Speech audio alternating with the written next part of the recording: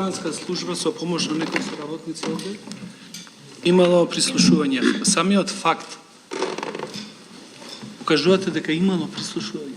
И институциите нас не заштитиле како граѓани.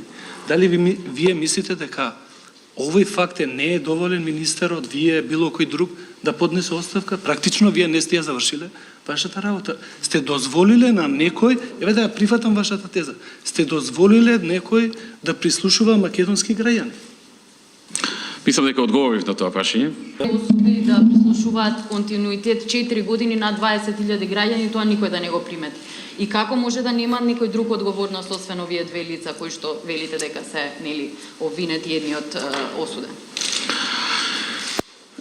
Ние за сега немаме таква информација, освен она што го говори Заев, дека се прислушкувани над 20.000 граѓани. Значи бројката е креирана и кажана само од Зоран Заев. За такво нешто тие ги прибавиле од личности.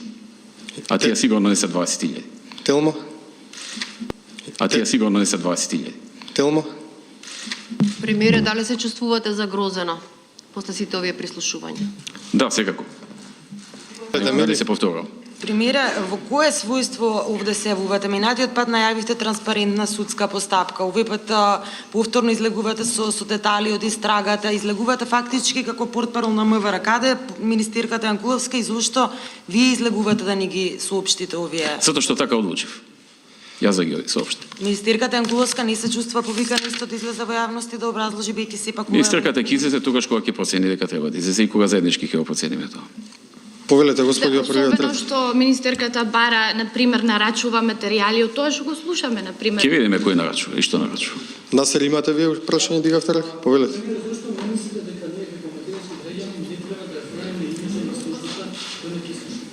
Во интерес на истрагата не можам да соопштам ништо поврзано со тоа. Не можам да соопштам ништо во врска со тоа. Повелете, господи, последно прашање.